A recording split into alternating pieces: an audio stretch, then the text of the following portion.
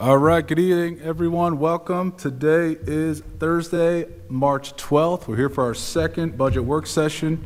We're going to hear presentations from the human service and outside agencies. We look forward to this night. It's an opportunity to highlight what you all do for the community, much needed service that's provided to a lot of local residents. But before we get into it, our first order of business, as always, is Pledge of Allegiance to the flag. I pledge allegiance to the flag of the United States of America and to the republic for which it stands, one nation, under God, indivisible, with liberty and justice for all.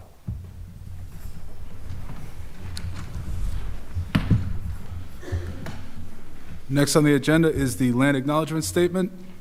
The town of South Kingstown pays homage to the indigenous people and land on which the town is now located. Let this acknowledgement serve as a reminder of our ongoing efforts to recognize, honor, reconcile, and partner with the Narragansett tribe, whose land and water we benefit from today. All right, we're going to jump right into it. This time I'm going to hand it over to Town Manager Jim Manny. Thank you.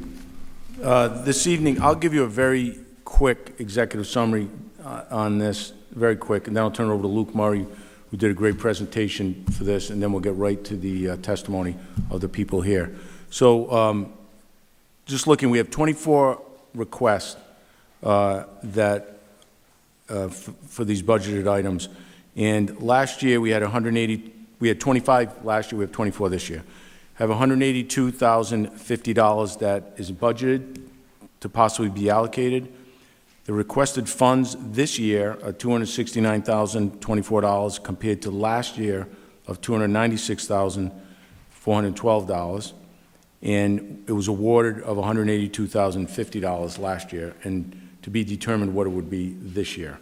So with that being said, those are the numbers, and I'll turn it over to Luke Murray to go over the entire presentation.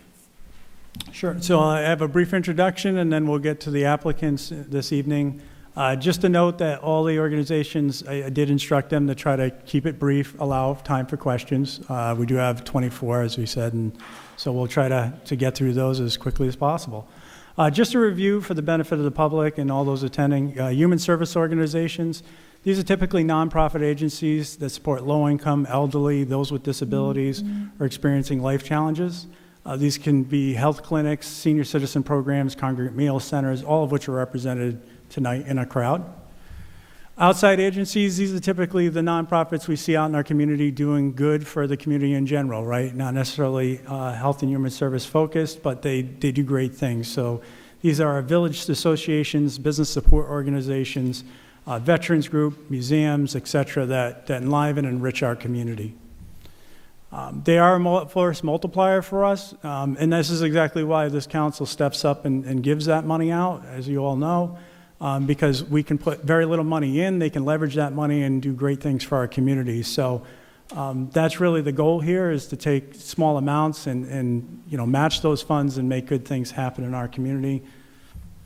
The application process. So I've over the past 4 years really tried to strive to make the process easier. The goal is not to put up roadblocks to this money, it's to make things easier for them to apply in and be considered for this funding. One big thing I did this year is we moved over to a web-based application system through Jot Forms, which allows them to apply in from a tablet, phone, computer, etc. Tried to really streamline and make it more instructional. I'll continue to make those improvements and take suggestions, so I encourage any of the organizations here tonight, if they have suggestions, email me and let me know what would make the life easier to make these requests in and allow us and the council to make these considerations easier. The budget summary for the past 5 years. So we've been pretty consistent in our funding with exception of 23-24. If you remember, those were American Rescue funds that we supplemented. Had a little higher bump there at the $370,000, but generally hovering between $170,000 to $190,000. The past few years, we've been very consistent with $182,050. That was what was adopted last year. That's what the manager has put in for this year. Obviously, the council has full discretion to increase or decrease the total amount based on what they see and what they want to support. So I just want to put that out there. That will not happen tonight. That'll happen at the preliminary adoption next week. So typically, this is a workshop. Decisions are not going to be made. But we'll go through that process next week. I will have a worksheet for the council I'll be sending out, and I also will send out a total 5-year aggregate by organization, so you'll get a full spreadsheet, if not tomorrow, Monday, well, prior to the meeting for you to review.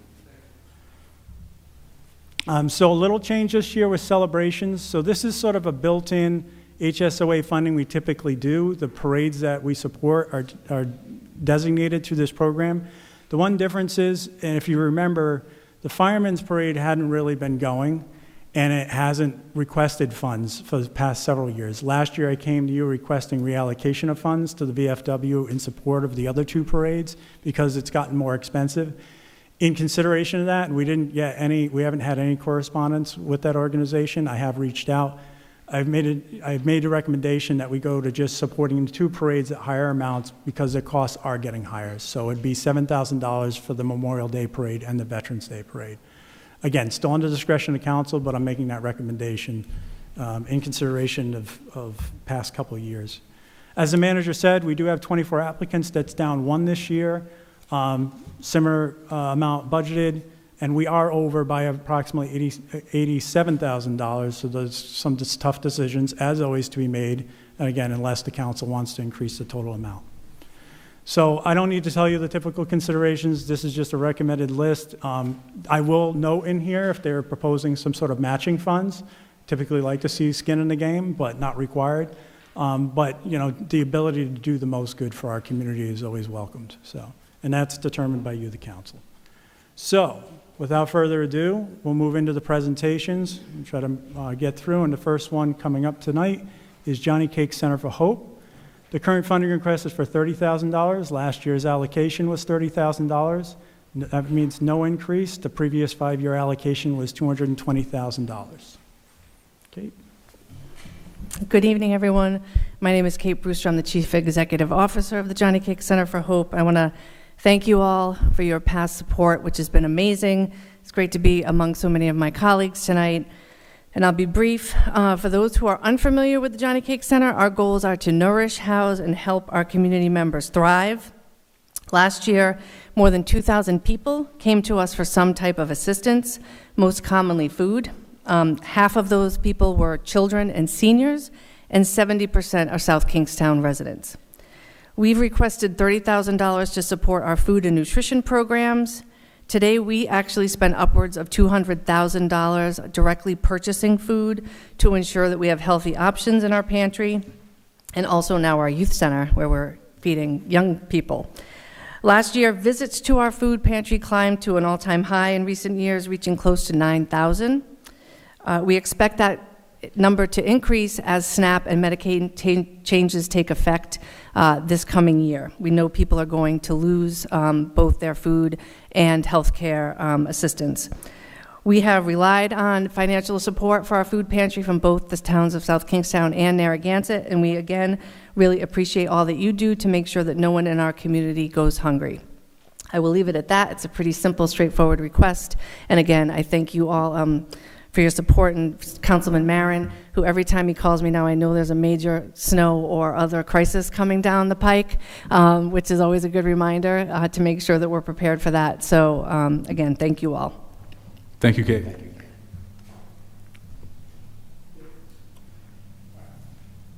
Kate is, I believe, pinch hitting for Yes. Jason Colonnese. Thank you for Yep. putting us back to back. So Jason Colonnese asked me to speak on behalf of the Education Exchange. He also expresses his extreme gratitude to you all for the contributions to that organization. Just as a reminder, the Education Exchange, which is right neighbor to us at the Johnny Cake Center, offers a variety of adult education programs, including GED, English as a second language, and adult basic education. They also offer workforce training programs to assist underemployed, unemployed, and those seeking career changes. And just a few highlights, they have a hospitality skills training program, digital literacy, teacher assistant training. They have a 100-ton master's captain class certification program, which my husband actually attended and graduated from years ago. And of course, we know them for their oyster farm apprenticeship. And Jason wanted me to emphasize that today That year-long program trains folks in oyster farming and places them in jobs, and the people that graduate also are able to obtain between 9 and 15 college credits from the University of Rhode Island, which is a great help. They've also partnered with the Commercial Fisheries Center of Rhode Island to assist with that apprenticeship program as well. So they're requesting $15,000 for folks when the state and federal money isn't enough to ensure that everybody's able to take those opportunities. And again, thanks you for the assistance that you've provided there. So don't ask me any questions about his organization, just Johnny Cake. And I'll leave it there. All right. Thank you, Kate. Thank you. Great. Next up, we have Domestic Violence Resource Center. The current funding request is $15,000. Last year's allocation was $10,000. It's a $5,000 increase, and the previous 5-year total was $37,500.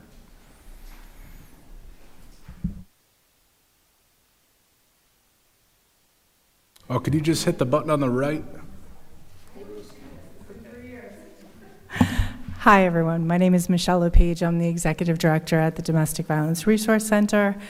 For those of you, thank you for hearing me out this evening and for all the donations that you've provided us over the years. It's been very helpful. We provide a wide range of services to victims of domestic violence and sexual assault throughout Washington County. We're asking for $15,000 this evening for our helpline and drop-in center, as well as our law enforcement and core advocacy programs. So that amount constitutes about 5% of what it costs to run each of those programs. Our law enforcement advocate sits at the South Kingston Police Department twice a week, along with they're also throughout Washington County and sitting in 7 other police departments. But those advocates are the direct line for all of our victims who are victims of crime and are able to go then transition to our core advocacy program, so we really make it very seamless. I think there was someone here last year who had an experience directly with a friend who was able to reach out to our advocates and really get a lot of positive guidance and advocacy.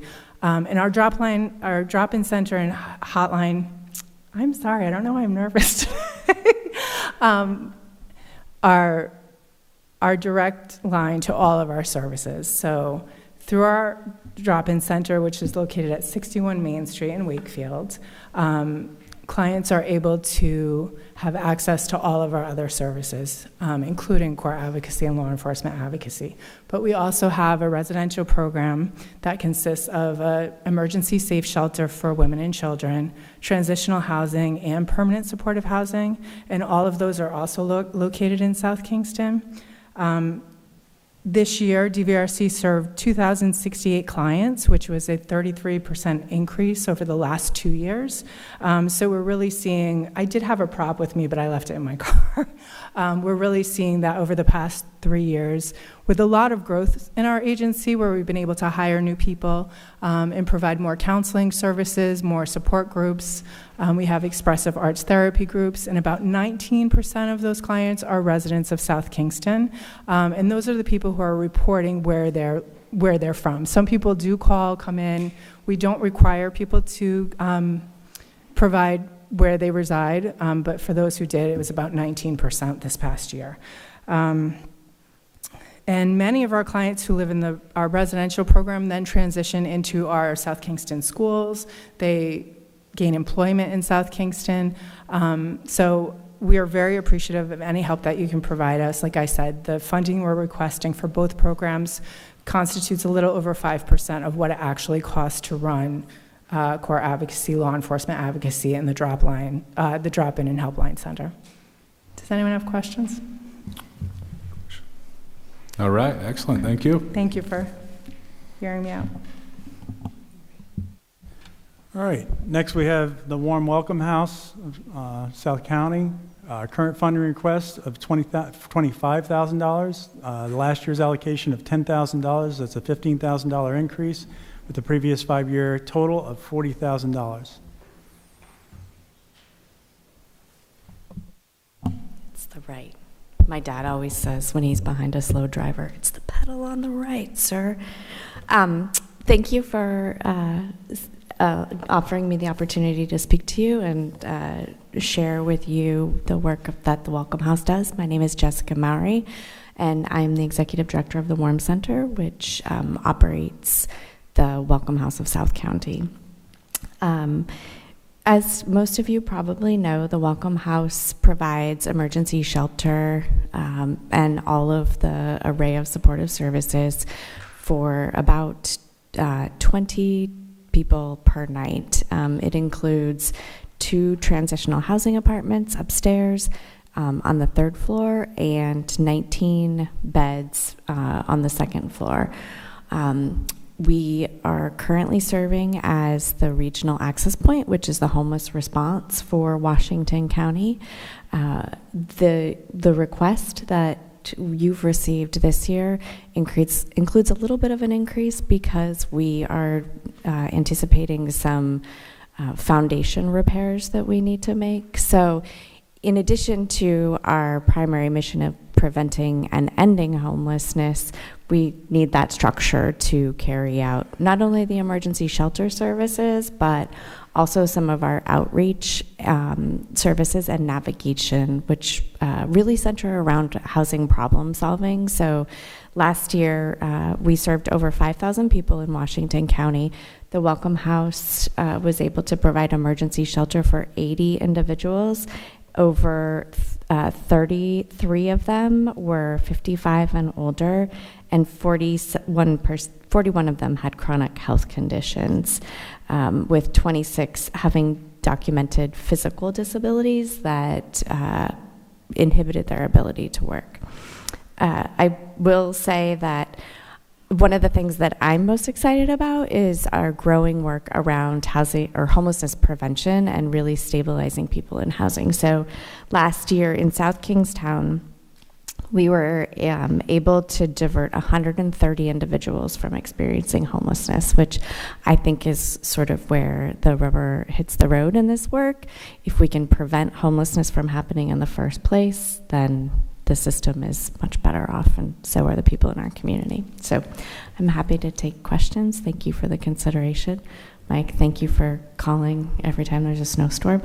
I thought I only got those calls, Kate, but I guess he calls everyone. Busy man. Any questions from members? All right, thank you. Thanks. Thanks, Jess. All right, next we have the Chris Collins Foundation with a current funding request of $10,000. Last year's allocation was $5,000. This year would be an increase of $5,000 with a previous 5-year total of $35,000. Thank you. I appreciate being here and appreciate all the support the council has given us through the years. As you know, the Chris Collins Foundation works in youth mental health. Mental health affects our children and their behavior at home, in school, and in the community. Mental health conditions can impair their daily functioning, prevent or affect academic achievement, increase involvement with the juvenile justice system and child welfare systems, and result in high treatment costs, diminished family incomes, and increase in a risk for suicide. 36% of Rhode Island high school students reported feeling sad or hopeless for more than 2 weeks during the past year. And in Rhode Island, over the last 4-year period, there were more than 2,400 emergency room visits for youth ages 13 to 19 due to suicide attempts or intentional self-harm. So unfortunately, this is still a youth mental health crisis that we are going through. The peer-to-peer program that the Chris Collins Foundation funds in schools takes direct aim at that age group across all socioeconomical backgrounds with an evidence-based program that proves to have positive results for youth mental health, which leads to overall student well-being.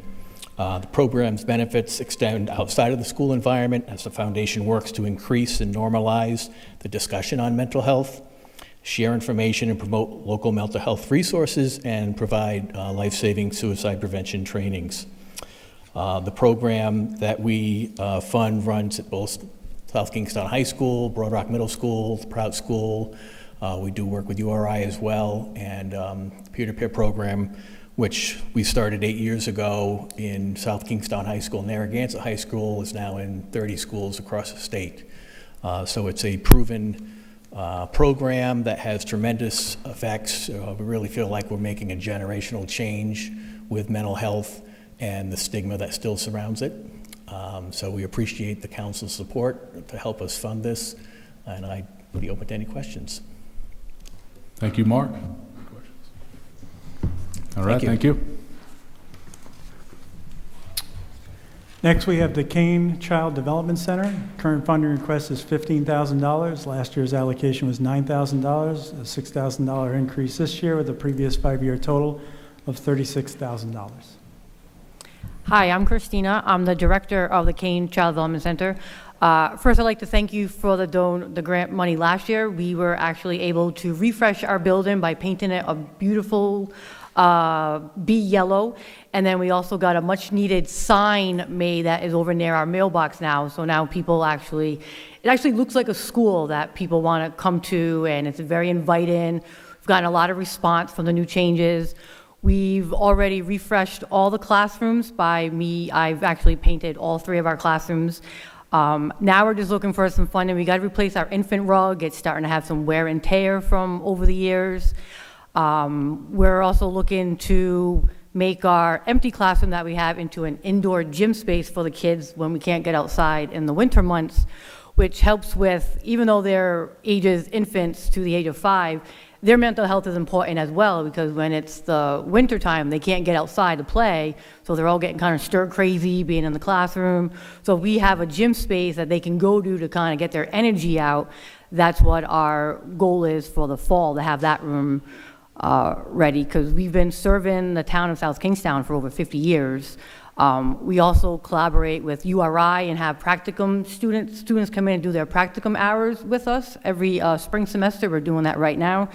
And we actually coordinate with St. Elizabeth's right in front of us, and we bring the kids over at different times of the year for like Halloween and stuff like that, and the adults just have like such great smiles on them. So we want to continue to help out the town of South Kingstown, Narragansett. We also have Charlestown families that come to us, Westerly families even come to us.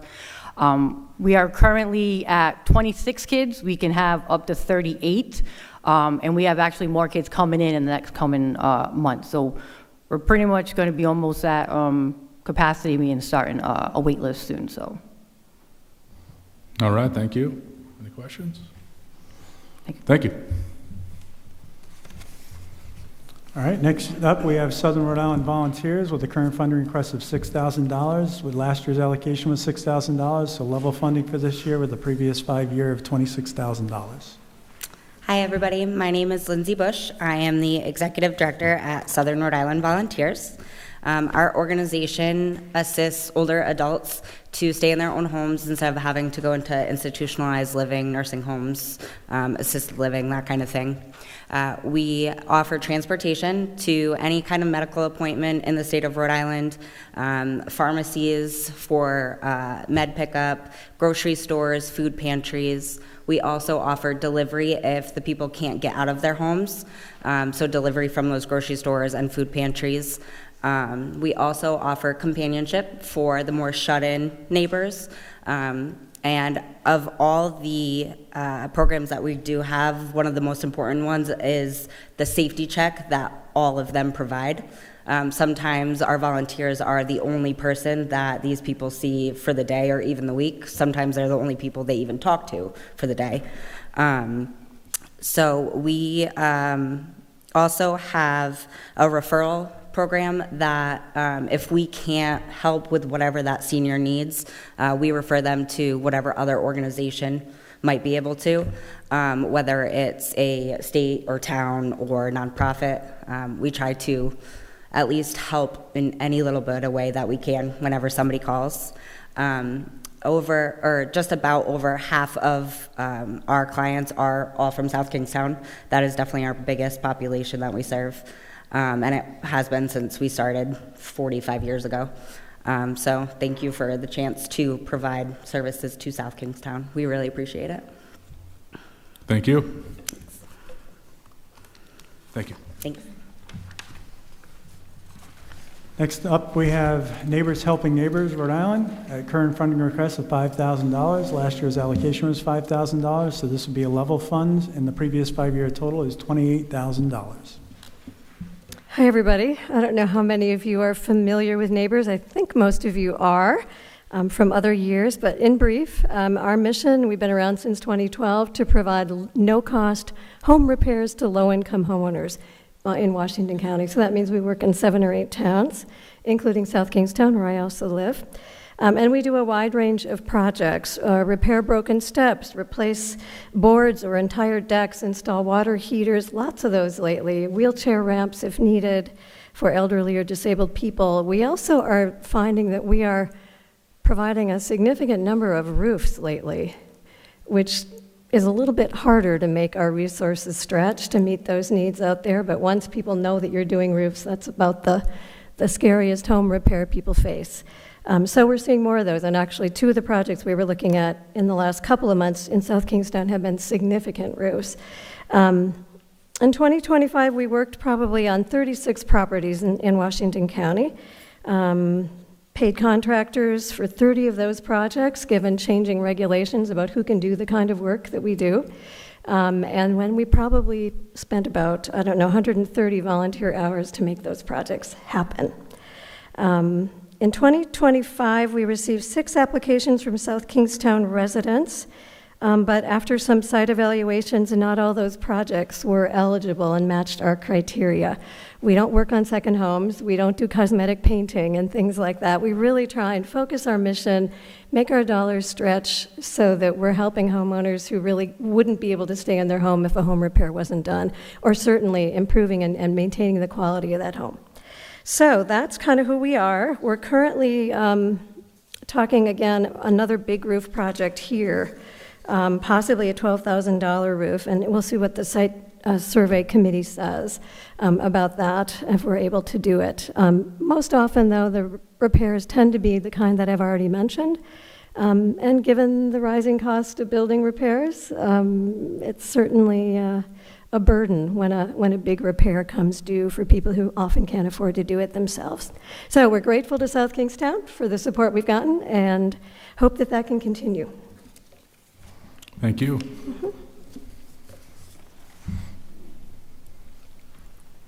All right, next up, we have the market at St. Peter's at a current funding request of $2,500. They did not receive an allocation last year, so this will be the full $2,500 over last year, and they have not received funding in the past.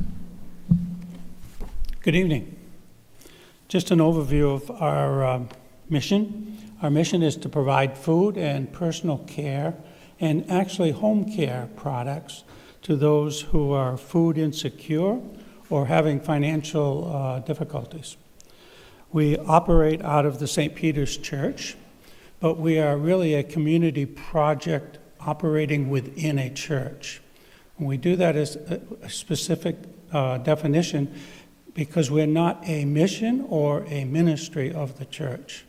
We're basically community operated, and we operate totally on outside donations and contributions and grants. And if we don't have those grants, we can't buy the food. So that's basically my job, is fundraising for the organization.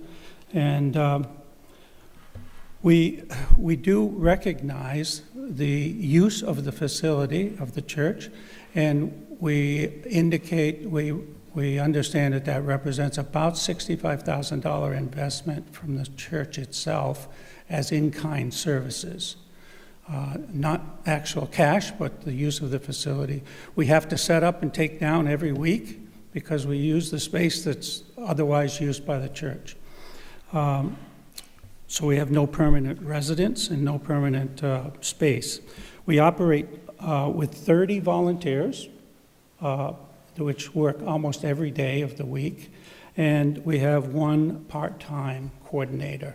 So most of our resources that we fundraise for go directly to the food purchases, and we indicate that that's about a 70%, 70-30 breakdown. So 70% of all budget goes directly to food purchases and things like canned food, dried food, fresh bread, produce, dairy, very much like the Johnny Cake Center, but on a smaller scale. We served approximately 4,000 guest visits last year, and that represents about 420 families within South Kingstown and Narragansett. Interestingly enough, even though we are positioned in Narragansett, 53% of our population, that are guests, as we call them, come from South Kingston proper. And only 35% come from Narragansett. The other 15% roughly other areas within Washington County. And last year, Narragansett town helped us with a $5,000 grant. That was a question asked last year when I was here. And they have started to participate in our fundraising process. Our volunteers also coordinate coat, hat, mittens, gloves, all those things, and also assist in the SNAP benefit sign-ups. And we also used SNAP as kind of an indicator for us that the people are in the appropriate place and actually need the services. So that's an overview of who we are and what we do. Any questions? I'll be happy to have. Any questions? All right, thank you. Thank you very much. All right, next up, we have Meals on Wheels of Rhode Island with a current funding request of $1,000, and they are our first-time applicant. Hello, everyone. My name is Amy Garofalo. I feel very short right now. I am the External Affairs and Mission Advancement Director at Meals on Wheels of Rhode Island. We're very grateful to have the opportunity to request this funding. Meals on Wheels was founded in 1969. We started serving 17 seniors in Providence with a handful of volunteers. Over the last 56 years, we've grown to a statewide organization, so we serve people in every city and town, including Block Island. Our mission is to meet the nutritional, safety, and social needs of those we serve so that they can maintain healthy and independent lives in their community, in their homes. We do this through two core nutritional programs: our home delivered meal program, which is probably what we're most well known for, and our congregate dining, which is primarily in the Providence area. Providence does not have a senior center, so we have a capital city dining program. And then we also have some cultural cafes, which include a veterans, Latin, Asian, LGBTQ, which happen in different places in the state. So we are requesting this money to support our home delivered meal program. Last year in 2025, we served 51 residents, 6,275 meals. We couldn't do any of this work without the help of partners. One of them, Southern Rhode Island Volunteers. They are one of our partner meal dispatch sites, and they are the ones that help provide the volunteers that deliver the meals. And as Lindsay had mentioned, you know, it's more than a meal. It's also the safety check and the opportunity for socialization, which we know is very important because 62% of those we serve are living alone. So I'm happy to take any questions that you might have. Have you lost any federal funding dollars this year? Thankfully, we have not. We've been okay so far. There's been a lot of stress around it, but at this point, we have not lost any funding. Okay, thank you. You're welcome. Any other questions? All right, thank you. All right, thank you. Thank you for the consideration.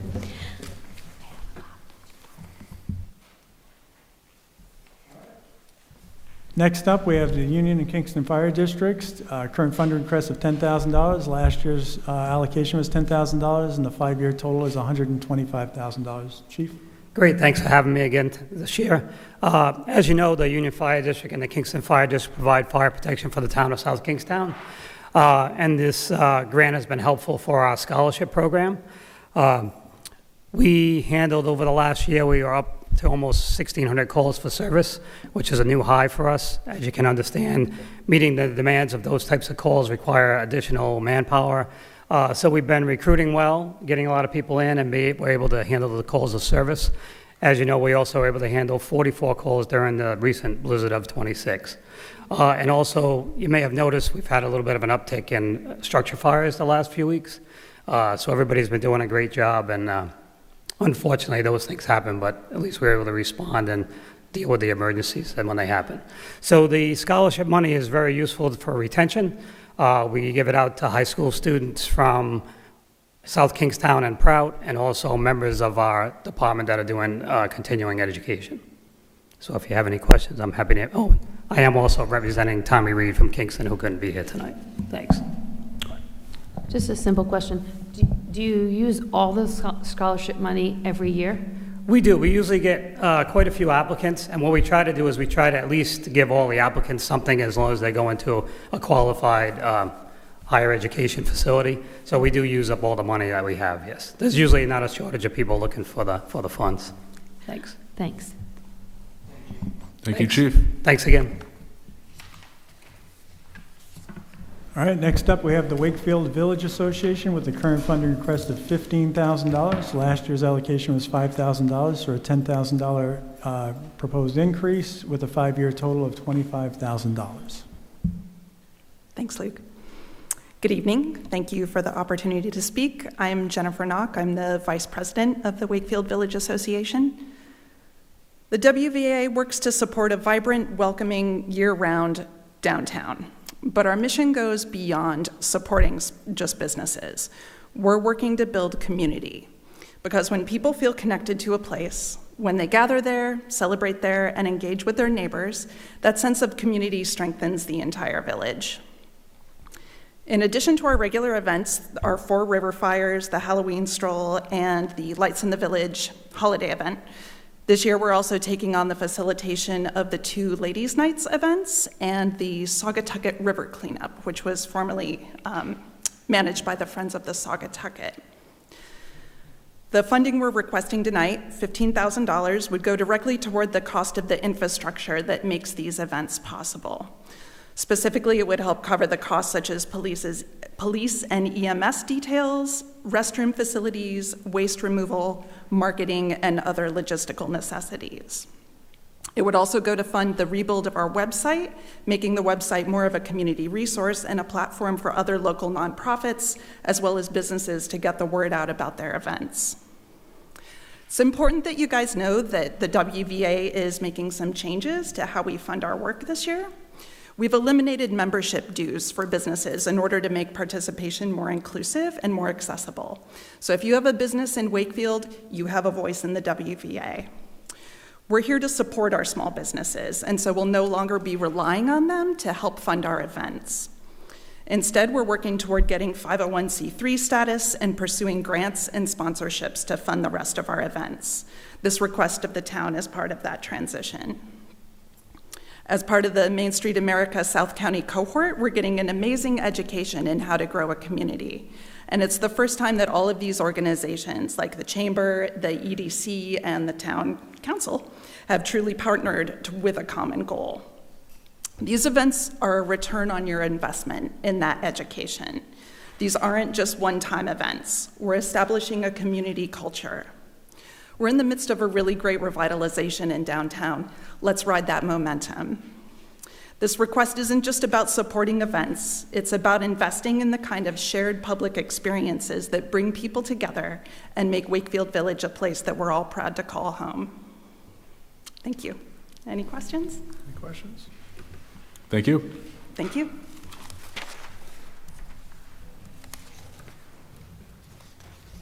All right, moving on to the Southern Rhode Island Chamber of Commerce with a current funding request of $20,000. Last year's allocation was $9,000, so $11,000 proposed increase with a past year 5-year total of $45,000. Hi, guys. I think you're all pretty familiar with my organization, so I'll hit a couple of the big points for you. Our mission is to promote the business community in Southern Rhode Island and to give them opportunities to promote themselves. We have a very robust educational program that is open to members and non-members, so it's not exclusive. And it's a very busy program. We also provide a lot of networking opportunities for our members and non-members, which pays dividends to them. We have a very strong gift certificate program. Last year was over $40,000 in sales, and it guarantees that all that money is spent locally, and no offense, but not on Amazon. We also give away 2 scholarships a year to students in the local area. That is all done through raffle, 50-50 raffles that we do at our events. So people who attend the events are funding these scholarships. We offer a job fair at the South Kingstown High School every May. We have just scheduled the one for this year. Usually 12 to 15, 18 local businesses, because they're all looking for help for the summer primarily. And we're happy for that partnership with the high school. The Main Street project is a new effort that you guys have approved, and it's a 6-month effort that a lot of local groups have gotten involved with, and individuals. It's pretty robust. It's like 6 full-day seminars. We've had 2 of them so far. We have participated in them, and they're so it's interesting. We usually do a little wrap-up meeting after, and the thing we say is, so we're doing mostly the right things on our Main Street, which is great news, right? We have a very robust Main Street community compared to a lot of others, but I'm waiting for that day when I learn that gem that can bring us over the top. But we have very good Main Street commitment, and I think there's a dozen or so people from our community that's involved in this project. Let's see, one thing I sort of started taking notes on while I was sitting in my seat, better than half of these people who are before you tonight are members of our chamber. As members, they get a reduced rate, and a lot of the offerings that we have that would cost a for-profit business is available to them for free. And a lot of them take advantage of it. And there's just more to do each year. And we're a small staff, and we seem to get it done. Any questions? All right, thank you, Joe. Thank you. All right, moving on to VFW Post 916. Current funding request is $7,500. Last year's allocation was $7,500, which would make them level funded for this year with a 5-year total of $36,000. Tiger? Thank you. And thank you for having me follow Joe Vielli. Let's see, VFW Post 916 will next month on April 10th celebrate our 104th year. We will celebrate our 95th year in the building across the street. I think it's had 2 different addresses, pre-9/11 or 9/11. We have about 130 members. We're looking at about 140 at the end of the year. We're the busiest post in the state by far. 4 of the last 5 years, our post has achieved the coveted Community Service Award, which is awarded to the post in each state that does more than the other posts measured by hours and dollars donated. The only year we didn't win it in the last 5 years was the year I was a state commander, and I wasn't comfortable awarding it to us ourselves. Thank you so much for hopefully bumping up the parade funding to 35. It is getting more expensive, and we are excited this year. We're going to be doing something with the 250th. I'm not sure what that will be. And also very excited this year to, we're commemorating the 5th year of the Purple Heart Trail being founded. It's 5 years ago this August. So we'll be out at the Saugatucket Park for that weekend. The 7th is a Friday, doing various things to promote veterans and also Purple Hearts. And it's still up in the air, but we're really excited, and you guys are awesome. It's good to see you. And Jay, you look different every time I see you. It's like you're like a Secret Service agent or some kind of undercover. But anyway, I'm happy to take questions. Oh, I didn't mean to bring up old memories. I'm sorry. Tiger, I just want to give you a little credit for shoveling everybody out during the Sucket skirmish. He was digging everybody out in about 18 inches of snow, and it couldn't get done without you. So It's all even love. if I'm in the Secret Service. It's all good. And so anyway, it's an honor to be a part of it. So many good people in this room. It's awesome to see all the different hybridizations between the different organizations working together and all these little projects going forward. I just joined a chamber we did over at 916. We'll be doing something, Easter egg hunt with the Housing Authority, who I see is coming up. And also, and that's also through the UFD, we'll be using one of their fields. So, is that it? That's it. Thank you, Tiger. Thank you. All right, moving on to the South County History Center with a current funding request of $7,500. Last year's allocation was $7,500, and the 5-year total is $37,500. Good evening. My name is Erica Luke, and I'm the Executive Director of the South County History Center. Thank you for the town's past support of the center and for the opportunity to speak tonight. The center was founded in 1958 as the Pettaquamscut Historical Society, and our mission is to preserve and make accessible local history. We work with residents, business owners, and town departments, commissions, schools, and libraries to support historic preservation projects, genealogical research, planning and development initiatives, and educational programs. Our collection contains tens of thousands of unique and irreplaceable historical items, many of which document the history of the town of South Kingstown itself.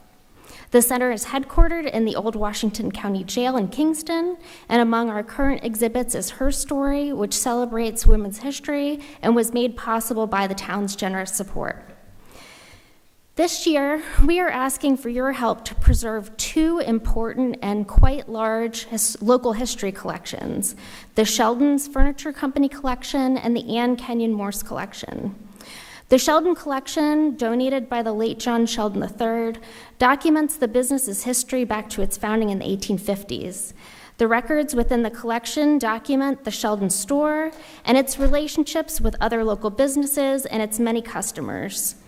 The Anne Kenyon Morse collection documents Anne's life, including her service as a pilot during World War II, work to spot and fight wildfires in South Kingstown after the war, and her equestrian and sheep herding at her Ministerial Road farm, and much more. Sadly, each of these collections sustained damage prior to their donation to the center. With the town's grant last year, we were able to stabilize each collection, analyze their condition, and develop plans to clean and conserve damaged items. The conservation work required is significant, varied, and costly. For example, the Sheldon collection has been infested by silverfish, which are small insects that feed on glue and paper and are very challenging to eradicate. The collection's been quarantined so that it does not spread to other items preserved at the center, but a specialized carbon dioxide treatment is required to treat the collection and kill the pests. A number of items within the Kenyon Morse collection require special treatment to mitigate moisture-caused damage, while hundreds of curled photographs need to be humidified and carefully flattened so that they do not crack. Repairs to bound materials in each collection are needed, as are treatments for red rot damage. So we do a lot in-house, but these are things we can't do ourselves. It is critical that each collection is cleaned and conserved to ensure their long-term preservation. Once completed, each collection will be organized, labeled, and rehoused in archival quality storage materials. Then the collections can be made available to researchers from South Kingstown and beyond. So grant opportunities for collections-related projects and humanities projects generally have become incredibly limited, and your help is more important than ever. With the town's continued support through a level-funded grant, the most critical and time-sensitive elements of this project can be completed this year, and the Sheldon and Kenyon Morse collections will be preserved for future generations. Again, thank you for the town's generous support of the center and its commitment to preserving and promoting our community's diverse history. I hope we can host you all for a visit to the center before Her Story closes in December, and I'm happy to answer any questions you may have. Good. With the request for level funding, when do you think that the Sheldon and the Anne collection would be ready for the public? Hopefully it will be at some point next year. So this is just a portion of the project budget. We're working on raising the rest of the funds, and we've already received some donations from community members for the project too. Great, thank you very much. Yeah, thank you. Thank you. Okay, next we have the Salt Ponds Coalition with a request of $4,500. I will premise this on that the Salt Ponds Coalition has absorbed the tasks and duties of the previous Friends of the Saugatucket, which has dissolved. So what you see here are funds that were allocated to them in the past, not necessarily Salt Ponds. So the previous allocation to the Friends of the Saugatucket for last year was $2,000, and their 5-year total, the last 5-year total was $3,650. Thank you. Thank you. Hello, everyone, and thank you for having me tonight. I'm Alicia Schaffner, the Executive Director of the Salt Ponds Coalition, and we're the state-designated watershed group for the Coastal Ponds region. In South Kingstown, that includes Green Hill Pond, Potter Pond, Point Judith Pond, and as was mentioned, we've been testing in the lower Saugatucket. We're going to expand our testing and absorb the sites and some of the advocacy work that had been done by the Friends of Saugatucket previously. Our mission is simple. It's to protect the health and the water quality of the ponds, not only for the species and the habitat that live there, but also for the people that live near the ponds, that work on the ponds, and that come to visit the ponds every year now and hopefully in the future. We're an organization that is rooted in science, and that's the cornerstone of everything that we do, from our advocacy on a state and municipal level, as well as the restoration projects that we participate in. Additionally, it's the basis of all of our education programs that we provide to both children and adults through our field trips and public programming, all of which is free of charge. We believe that cost should not be a barrier to education and stewardship of the environment. Our longest running program is what brings me here tonight, and that's our water quality monitoring program. It's been in existence since 1985, and in 2026 we plan to monitor a total of 30 sites along all of the salt ponds, so that's Winnipogue and Westerly all the way to Point Judith and Narragansett. 10 of those sites fall in South Kingstown, which have been historically ours, and then as I mentioned, we're going to take on the 2 additional sites in the Saugatucket as well. So the funding that I'm asking for tonight would be enough to cover the URI watershed watch fees for 6 of those sites that we test. Continued water quality monitoring is important. It allows us to look for long-term trends, but also allows us to spot problems. For example, we've been working to address nutrient and bacteria issues in Green Hill Pond. We've also been looking at northern Point Judith Pond and the lower Saugatucket, as that's kind of a hotbed for a lot of bacterial issues in this area, and trying to figure out ways to ameliorate that. Our data is one of the stable sources of data. It's been around since, like I said, 1985, and our data is shared with both the state government to supplement what they do. We also use it as, we've worked with towns before where if they need data for grants, we can use our data for match. And we also provide it to university researchers to supplement the data that they're collecting in our area as well. So thank you for the consideration of our application, and if you have any questions, let me know. So just a couple of questions. Are you monitoring for hydrilla? No. So we're simply water quality monitoring. I know that there are other groups that are still working on hydrilla. My other hat is as the chair of the Rivers Council. So I know that Haiti DeGouche and DEM, there's grants in place, and the boat launch, WASH. I am keeping abreast of it, but we are the water as opposed to the plants. So just one other question. Earlier, the Wakefield Village Association, I believe, talked about cleaning up the Saugatucket. We're a partner in that cleanup as well. Okay, so yeah, I'm just trying to figure out how those two work. Yeah. So this is kind of a new thing for the both of us. Right, okay. So I have all of the cleanup materials, I have everything in my office, so I'll be supplying all of that as well as recruiting volunteers for the cleanup. And I can't say that I'm the one who spearheaded putting it all together. That was another one of the volunteers. So I don't have all the details, but we're kind of sharing that role. Okay, so thank you. The water quality monitoring program That's volunteers going out and taking samples? Correct. And is it URI that does the testing? So they do the actual lab analysis, whereas we, the volunteers and stuff, collect it. We do some of the initial lab stuff. Yeah. Is that reported to DEM? Mm-hmm. Okay. Yeah. All right. Thank you. Can you just make sure that you invite the council to the cleanup so that if we want to come and help you or use our teams of friends to come and help you? So I don't know if we always get invited. I'm looking that way and that way. I can definitely make sure you're invited. We like to be invited, right? Thank you. Thank you. Thank you. All right, next up we have Wakefield Concert Band with a current funding request of $3,500. Last year's allocation was $550 with an increase of $2,950 and a previous 5-year total of $1,100. Good evening. I'd like to apologize in advance if I'm mumbly because I just had a root canal a couple hours ago, so very fun afternoon. With that said, I'm the vice president right now of the board for the Wakefield Concert Band. We are asking for $3,500. What we do is we provide about 10 free concerts a year for the town. We do 6 concerts in the summer. We do 3 winter concerts, including the town tree lighting as well as the Memorial Day parade concerts. We have about 60 volunteer musicians. They are mostly retired school teachers and people that have played musical instruments their whole life and want to continue to play. Myself, I'm a flute player, if you can believe that. I used to actually play the piccolo in the marching band back in high school. I got made fun of a lot for that, but now I've picked it back up after 30 years of not playing, and this gives me a place to do that, along with about 60 other people. We don't charge anything for most of our concerts, so it is a free service that we provide to the town, and we entertain thousands of people throughout the year. What we did with the money last year is we were able to buy a bass drum. You guys know the 1812 Overture with that big loud boom.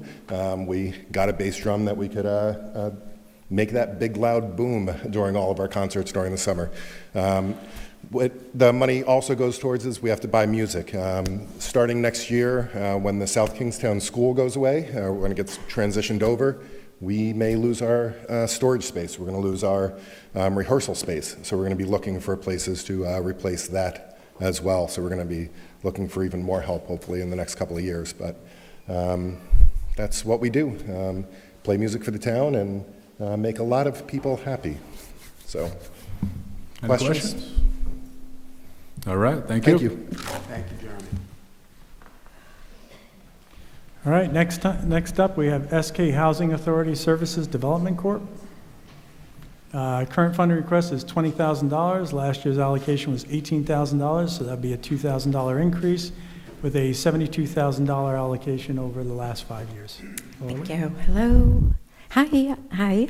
I'm Laura Lee Costello. I'm the Executive Director of the South Kingston Housing Authority and our nonprofit affiliate SKHA Services and Development Corporation. I want to thank you for your time tonight reviewing our application as well as your support throughout the year.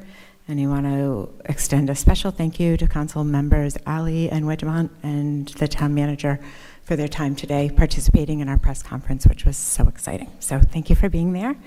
It means a lot. As you may know, excuse me, we have recently been approved for $850,000 in federal funding to develop a community center, which is so exciting and ties in directly with our request tonight.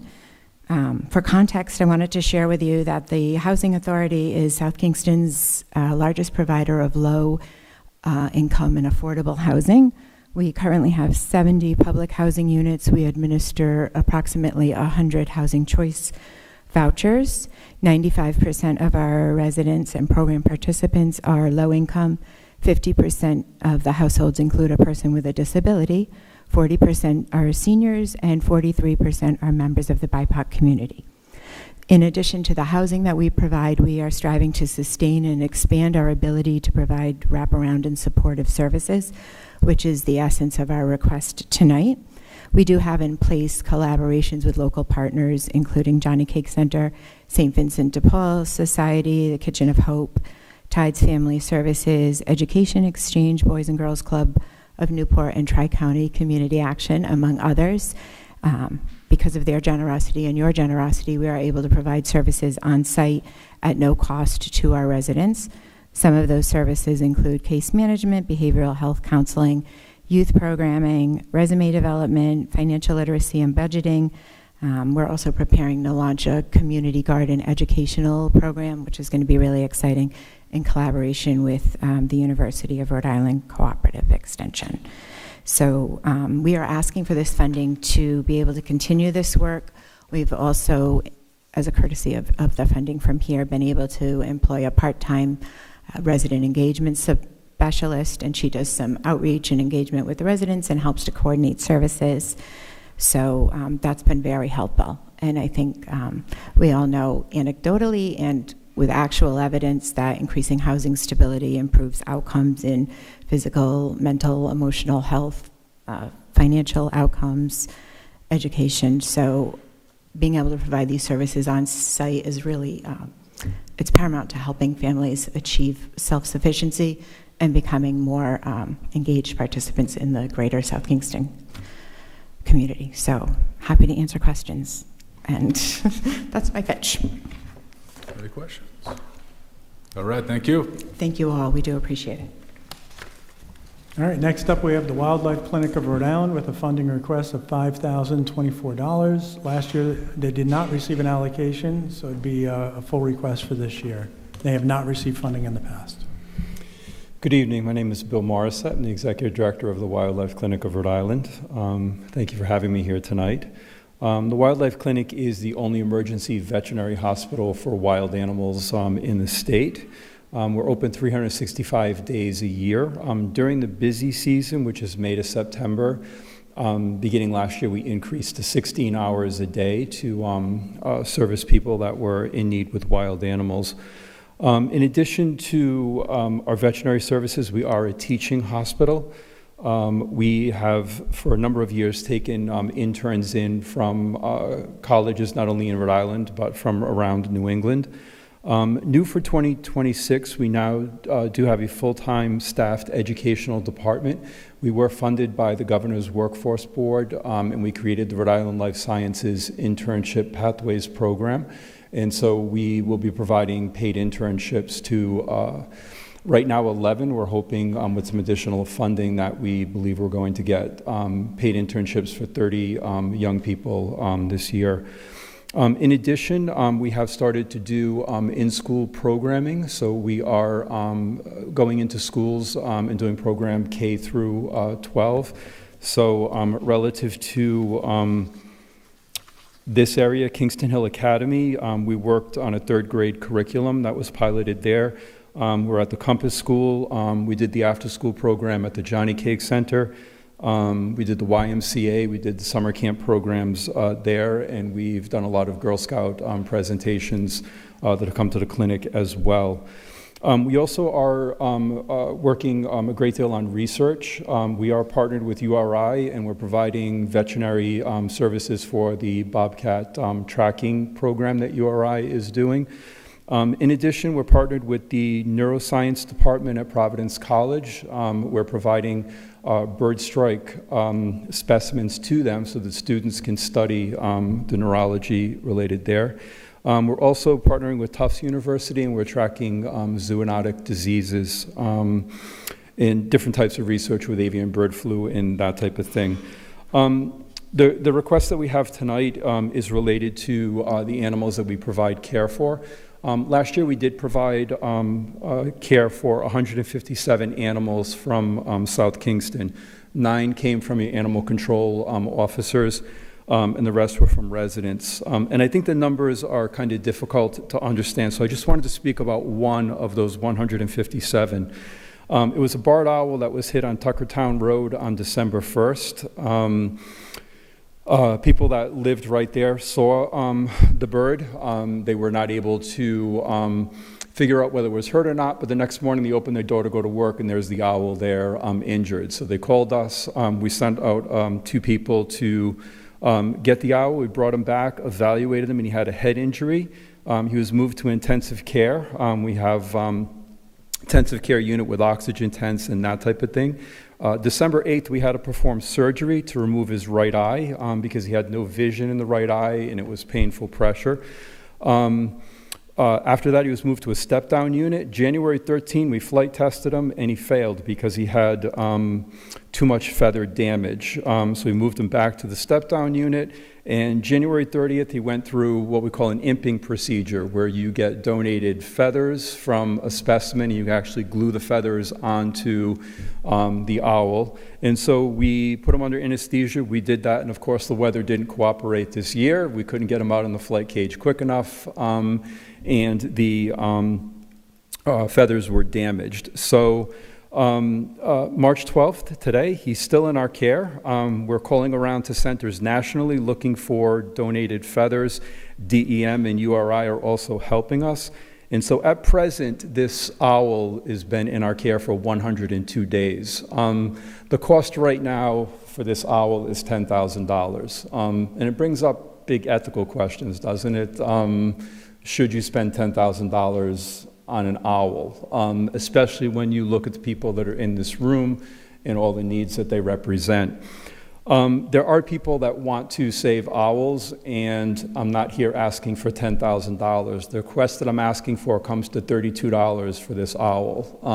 When you look at our request divided by the 157 animals, that's what it comes out to. So we are very aggressive in our fundraising activities so that we can provide these services to ACOs that are helping residents and residents that are coming in as well. So I appreciate your time tonight and your consideration of this request. Thank you. Thank you. All right, next up we have St. Elizabeth Adult Daycare Center, also known as Cornerstone. Current funding request is $2,500. Last year's allocation was $1,500. That would be an increase of $1,000. And the previous 5-year total was $1,500. Thank you. Just want to say thank you. My name is Jessica. I'm the director of St. Elizabeth Adult Day Centers. I'm also happy to say that this is going to be our 5th year. September 2026 will be 5 years since St. Elizabeth took over the facility on 283 Post Road. So it's been a fantastic venture. We've served over 160 families. 53% of our families are from South Kingstown. We serve almost 20 participants per day, which I believe is a significant increase from when we took it over from the town during the COVID era, dare I say. But we have almost doubled the census, and we continue to grow and get more involved in the community, and we are requesting this funding to just support the key positions in our program, the wonderful nursing and CNA staff, and our activity professionals who do the work every day. Our mission is to keep folks home in their community as long as possible, and also to alleviate the stress on caregivers. I myself am a caregiver now. I'm one of the 22% of Rhode Island adults who are caring for a loved one, and it's hard. Our families are stressed, and I believe there was just recently a report that was put out about the caregiver crisis. And what we do every day allows folks to have that valuable respite so they can return to that person in a better space mentally, physically, and provide the care that's needed. It's $2.1 billion in the state of Rhode Island for uncompensated care for elders and folks with disabilities. So it is truly an epidemic, a crisis, and we are a small part of solving that problem, but most people don't want to be in a nursing facility. They want to be home, and that's what our mission is, to keep them there as long as possible. So I thank you so very much. The building is amazing. Everyone comments on it, and I also want to invite all of you to our open house. We are actually having our first open house on April 22nd. I will send something out. Actually, the 15th. I apologize. We changed it. I will send an invitation, but it would be nice to have folks come in and see exactly what we do every day. So thank you for all your continued support. I'll take any questions. All right, thank you. Thank you. Okay, moving on to the Narrow River Preservation Association with a current funding request of $4,000. Last year's allocation was $2,500. There would be a $1,500 increase for this year and a 5-year total of $8,900. Thank you very much, Luke, and Good evening, everyone. My name is Shirley Freitag, and I'm the Executive Coordinator for the Narrow River Preservation Association. We were founded in 1970. Our mission is to engage people to preserve and protect the Narrow River. The watershed of the Narrow River encompasses about 3,400 households and covers North Kingstown, South Kingstown, and Narragansett. About a third of our membership does come from the South Kingstown area. We have residents, we have members that are from out of the area too, of course. We've been doing the water monitoring that Alicia spoke about. That's through the URI Water Watch. We also do that on the Narrow River. We have 13 sites that we've been monitoring for 35 years now. This requires the work of about 30 volunteers every year. And the costs, unfortunately, have gone up quite substantially. In the 3 years that I've been associated with the organization, they've gone up approximately 20%, which is why I'm asking for an increase this year. The towns of North Kingstown and Narragansett helped offset those costs for us. We don't receive any federal funding. The majority of the rest of our funding for the organization comes from memberships, business sponsorships, and private and family foundational funds. Also, the Narrow River Preservation is very focused on research, education, advocacy. Within the education space, we do have our 4th grade education program. So every spring we come out to the 4th grade classrooms throughout the watershed and talk to the students about our Osprey program. And we have a live Osprey cam, and this is a very well received program. We also have scholarships for graduating seniors from the watershed high schools. So we give quite a few of those away every year. And the hot topic right now is the mouth of the river. If you want to know anything about that, I'll talk about that later. Fill us in. Huh? Fill us in. Well, the town of Narragansett, of course, is the organization or the town that's running with it, and they have their applications that are in with coastal and the related regulatory agencies, DEM, the Corps of Engineers, et cetera. We just wrote another letter of support. It's looking good. We're hoping to get some response soon from those organizations, and then of course we will be, if it is a positive, then the town will be going out for funding. So we're a supporter of the project, and we think it's a good first step that's been a long time coming. And we're here our role within this project is going to be monitoring and managing it, after the implementation, because if we get this done, we'll see what is the result and how is it helpful, is it not, what should we do, so it's a big deal. I haven't followed the dredging proposal, but what happens to the spoils if it goes through? I'm sorry, what happens what? What do they do with the spoils?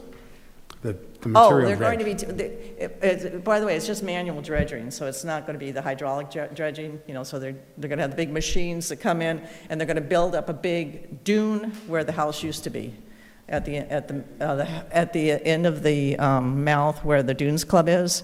There was a house that was there, so they're going to be building that up, and then there'll be a lot of plantings. So the full description is on our website. There's a page that's just dedicated to dredging. And there's also a pretty interesting time-lapse video, too, that shows the changes of the mouth over the years. So. And our cleanup is May 2nd.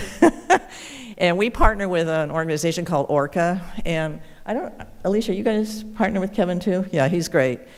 He did the Saugatucket a couple of times. So, yeah, we'll be there at Sprague Park at 9 a.m. on May 2nd, if you want to come join us. Could you send us that invitation as well? Oh, you bet. Thank you very much. Yeah. Thank you very much. Thank you. Thank you for your support all these years. All right, moving on to Animal Rescue Rhode Island with a current funding request of $5,000. They have not received funding in the past. Thank you. Thank you all for including us, even though we are not necessarily directly a human-centered organization. I don't know any pets that don't have people attached to them, so we look at them as family. And part of the reason we do what we do is to keep them in the families they know, in the homes they know, where they're loved. Most people know Animal Rescue Rhode Island as a shelter, which means we're adopting out animals or taking in animals, and all of that is true. We adopt out over 500 animals a year, primarily cats and dogs. Many of those are adopted locally, but people come from other states as well and across Rhode Island. The other programs that we have, though, are a little bit different. We have our humane education programs. We're all over the state with those. But I'm here today to talk about funding to help people keep their pets, because we provide food through our pet pantry to pet owners in need. So many are facing financial challenges right now. Many are at risk of losing their homes. The number of surrender requests that we get, will we take their animals, that's gone up exponentially in the last couple of years. We track all of that data. And as a local community resource, we get those calls literally every day. We help as many people as we can, but our first step always is to say, why do you need to give up this animal? If it's related to food, we can help. And in other cases, we can sort of direct people to resources that might help them. This last year, on a broader scale, we provided over 80,000 pet meals all across the state. We have a van that is on the road often delivering, so we will get to people who can't get to us. And we are delivering as far away as Woonsocket, North Providence, Gloucester, Tiverton, you name it, we're there. Fortunately, we have this program that has been running now for several years, and it's been stocked with donations and run by volunteers. That is still the case, but what we're finding is that the number of donations is lower, is going down at a time when demand is going up. And the reason that donations are going down primarily is that there's such great demand all over the state for whatever donations are available. I'll use Rumford Pet as an example. They are a phenomenal partner, and they have been donating to us very generously for years. The demand has gotten so great that they called us and said, we're going to have to reduce the size of our donations. Okay, well, we're happy to take what we can get. But what's happened is that's been a process over the last year and a half or so, where we simply have to now have some money set aside so that we can supplement those donations where needed. We don't go into our own operating funds. We run this separately. It doesn't cost us money to run it. But for us, the key thing is keeping pets in homes. And if we can help by doing that, we will. A couple of quick numbers that I'll give you specific to South Kingstown then. We know that there are roughly 115, 120 pets counting on food from our pet pantry just in South Kingstown right now. There are people, of course, who have just one or two pets. Those are easier, right? Last summer, I came across a resident who lives a short walk from here who had 16 cats, and in short order, got those spayed or neutered, but before that happened, she said she was overwhelmed. She wanted help. And we talked about food. That was critical for her. And I know that she participates in other programs for household members, with two-legged, not four-legged in that case. I got her to agree to let us take in her 8 female cats, 6 of which were significantly pregnant. Within the first 8 days that we had them, they produced 28 kittens. And this is why we do, part of what we do, right? We want to keep animals in homes where they're loved, but we also want to stop the population explosion. If we can get to people to help them that way through our pet pantry program, then it's a win all the way around. She wanted all of her cats back, but gradually discovered that maybe having fewer was better. So she allowed us to keep a couple and place them. But the bottom line is, we have continued to provide food for her now all these months later. The one caveat we have for our program is, if you are participating in our program and you add pets to your household, you're no longer eligible to participate, because we have to have some guidelines. And I won't go too deep into the guidelines. I want to give you a sense, though, of excuse me, just the scope. We know that most clients, as I said, have just a couple of pets, but we're going to come across those with many more. We don't have a restriction that says you can only have one pet in your home if you own a private home, so nor do I think we should have that. But at the same time, we have people who will come to us to pick up food. We learn about them. We learn about their lives. We learn what help they need. We talk to them. We deliver to their homes if they can't get to us. And we do have a number of people who can't get to Curtis Corner Road and who depend on our delivery service just to have pets that have food. And I think everybody can understand, if you've ever had a pet or have one now, that you don't want to make the hard choice. Do I feed my pet? Do I feed myself? Do I feed my pet? Do I give up my pet?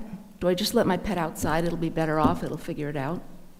These are the stories that we hear every day. So for us, having this pet pantry is key.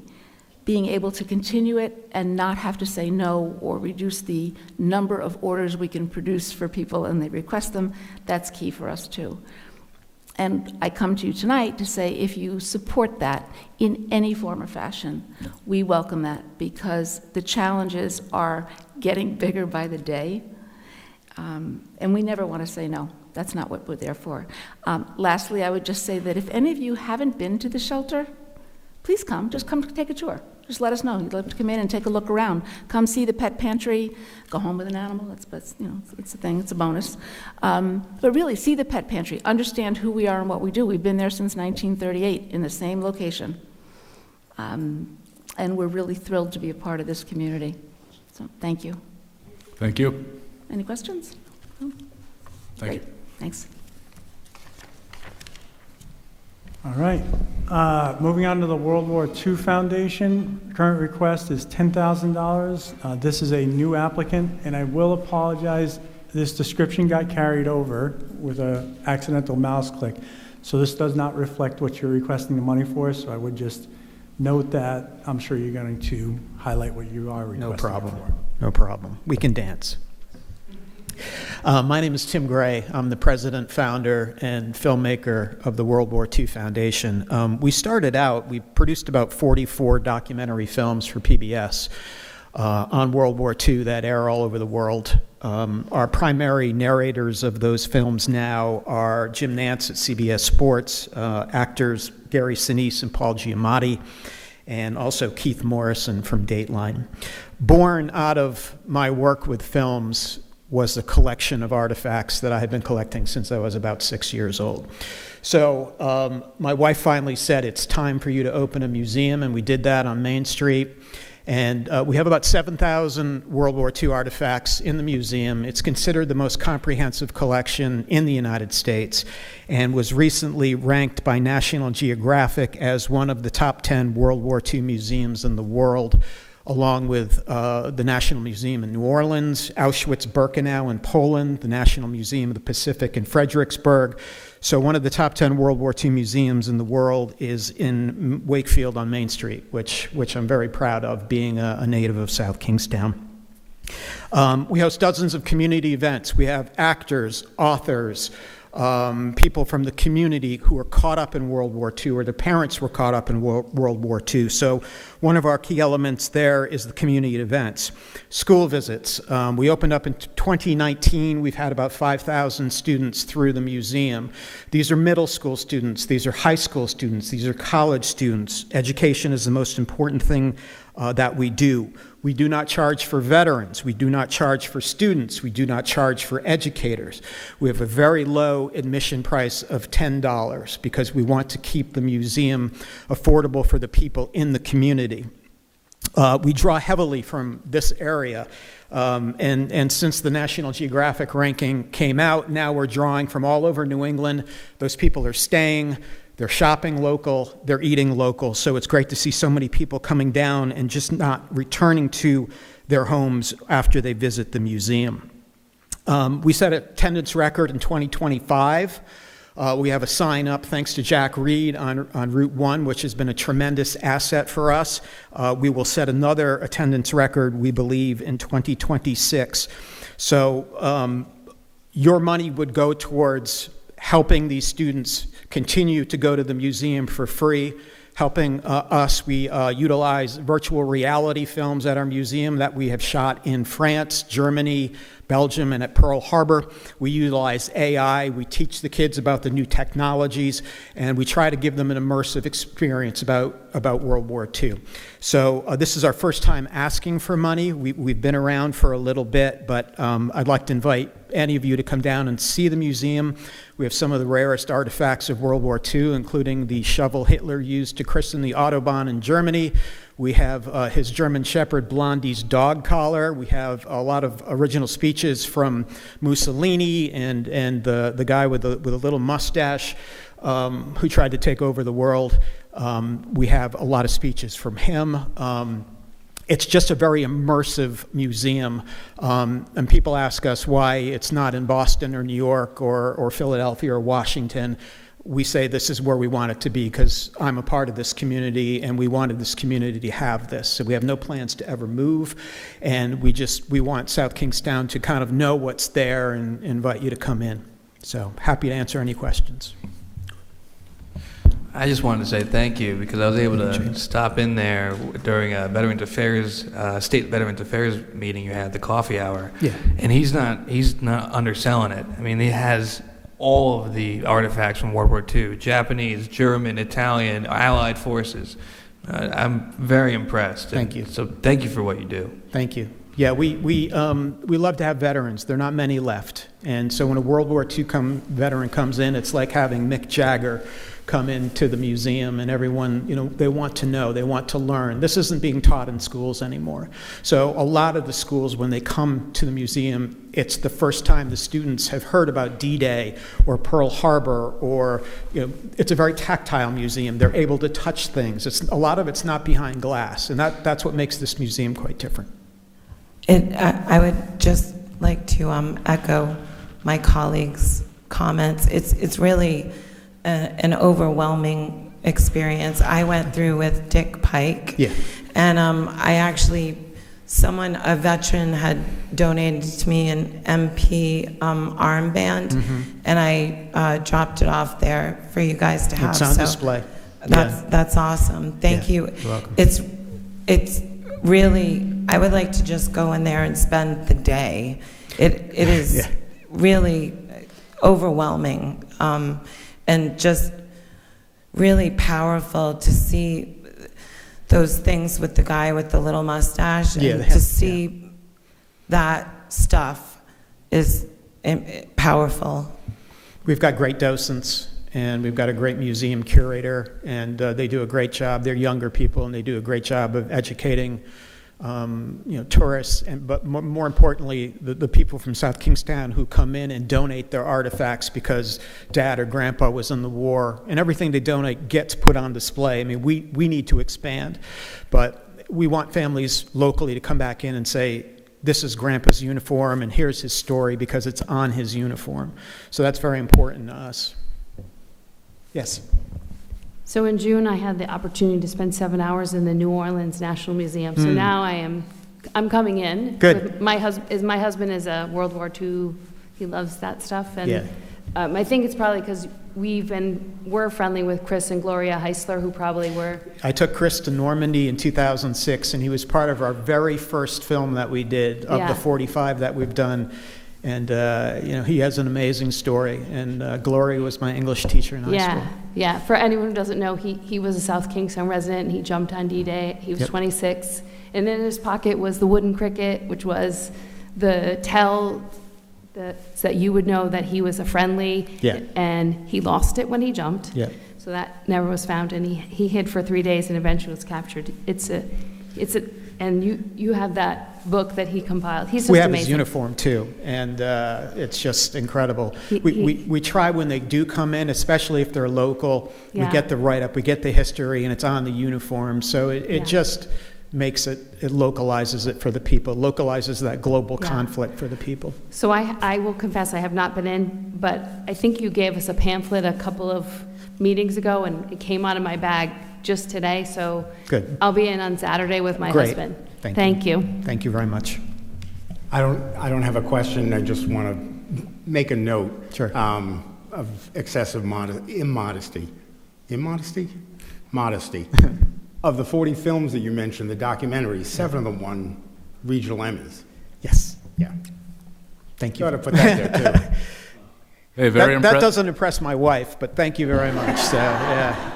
Tell her it impressed me. Thank you. I appreciate it. Very impressive accolades. I got to get in there. Yes. We want to bring our 1-year-old, start getting her exposed to some of this history. I'm a history buff. My father's a history buff, so got to pass it on, get her in there, and just start exposing her to that stuff. Yeah, I'm glad it's here, and it's always going to be here, even hopefully after I'm long gone. It's just, I think it's a feather in the cap of South Kingstown to have something like that here, and it's our passion project.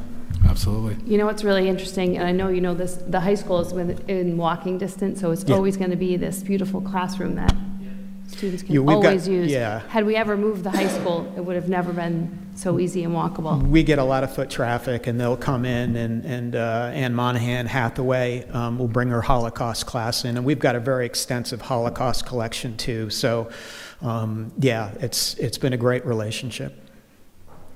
Thank you. Thank you. Thank you. All right.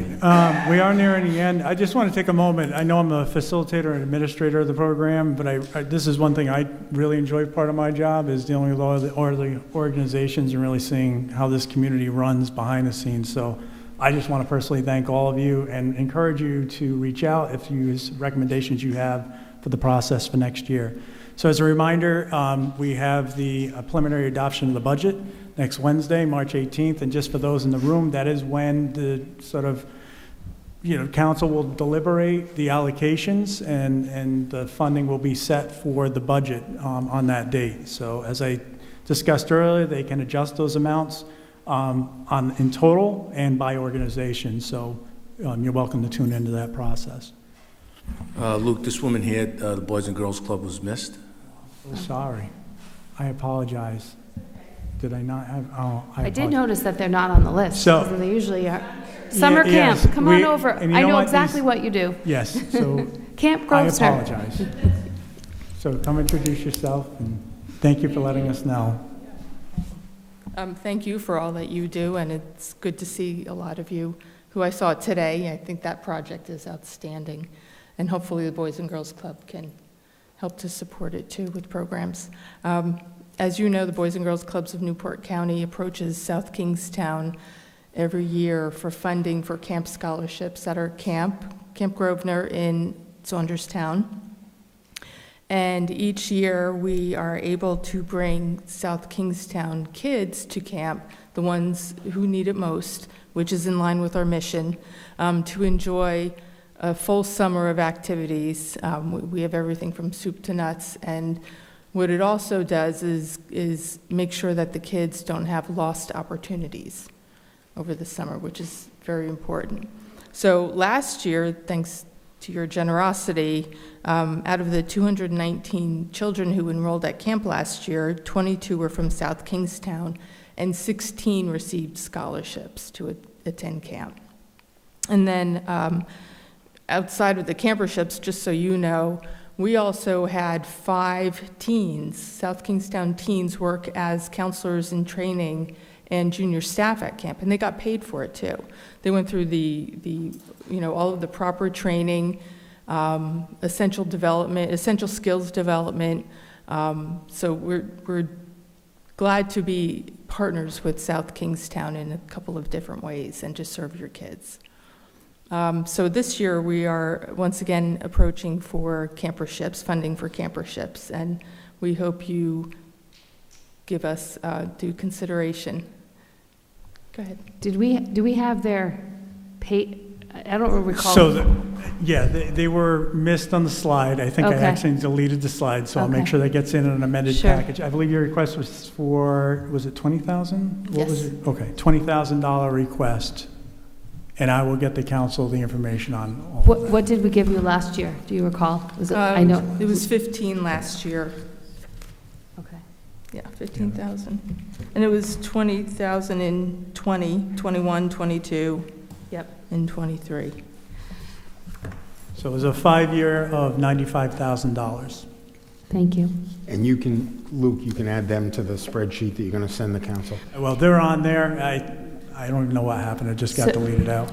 So just for housekeeping, is their request amount in the 296 that you It is. total? Yes, Okay. all of that is correct. The totals are correct. It's just the slide that got missed. Okay, because that would be painful.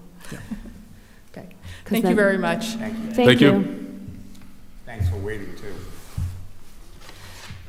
And that completes tonight, unless you have any other questions. All right, thank you, Luke.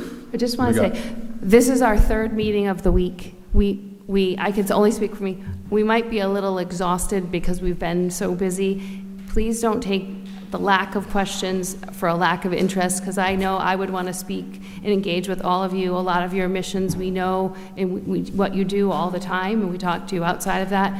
So please, at least for me, don't read much into it, because I think we were at 11 o'clock Monday night and 2 nights in a row. I can't even remember. So we always will speak to anyone after this or before or any time, but please don't read into some people we spend a lot of time with and some people we didn't ask anything to, at least for me. I echo your comments, and I think we all really appreciate the way in which people give of themselves and all of the organizations that we have in the town, and we really do appreciate everyone.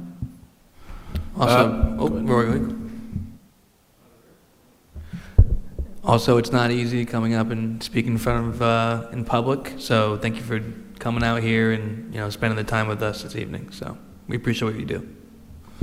I want to thank all of you for coming here. It gives us insight as to what's happening at your organization, what are the updates. A lot of them we hear year to year, so we generally have an idea of the mission or what your organizations do. But it's always a good opportunity to just hear what's new, what's happening, and how you're going to use the funds. It's always a good opportunity for the council to sort of connect with the local community, the nonprofits, by allotting these monies to the community. And keep up the good work. We appreciate it. It's important. It helps a lot of our local residents. And as far as the process going forward, I invite you to stay tuned. We're going to have a preliminary budget adoption scheduled for Wednesday, March 18th. At that point, the council will deliberate over the budget. It will vote on a preliminary budget. In April, we'll have several public hearings, and then end of April, we'll do a final budget adoption. At that time, we'll take up any changes we wish to make to the preliminary budget adoption that we passed in March. So just stay tuned.